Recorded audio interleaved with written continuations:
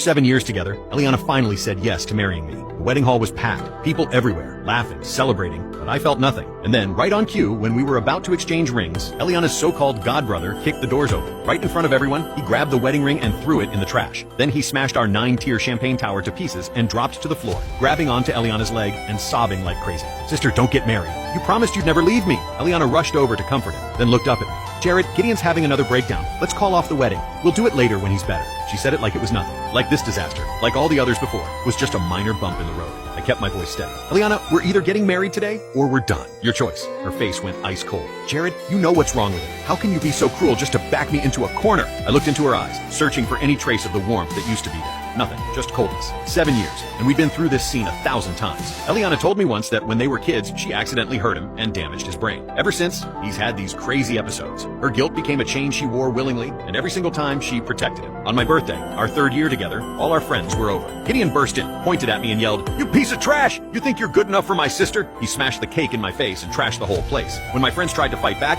Eliana threw herself between them. "Jared, he's sick. Don't take it personally." On Valentine's Day, I took her to dinner. Gideon showed up again. He flipped the table, and boiling oil splashed all over my leg, gave me 2nd-degree burns. While Eliana wiped his hands clean, she looked at me and said softly, "Jared, you didn't mean it. He's having an episode." But the worst was at my mom's funeral. Gideon crashed it, banging on a gong and laughing like a maniac. "Good, the old hag's dead. Next is the bastard who stole my sister. You should die too." I clenched my fist so hard my nails dug into my skin. And once again, Eliana held me back. "Don't blame him. He can't control himself right now." Every time, all her sympathy went to him. And me, I was just collateral damage. Always second to her pity. Now, standing in our destroyed wedding hall, Eliana was holding Gideon again, patting his back. Then she looked at me with that same cold expression. "Jared," she said quietly, "if you really loved me, you wouldn't make me choose." I looked down at the broken glass, the spilled champagne, the wedding ring sitting in the trash. Suddenly, it all felt ridiculous. "I gave you 7 years, Eliana," I said calmly. 7 years waiting for you to choose. Today's the deadline. "It's me, or him." Gideon buried his face in her dress, crying. "Sister, please don't leave me." For a split second, Eliana looked conflicted, but then her eyes turned cold again. "If that's how it is," she said, her voice steady, "then let's break up."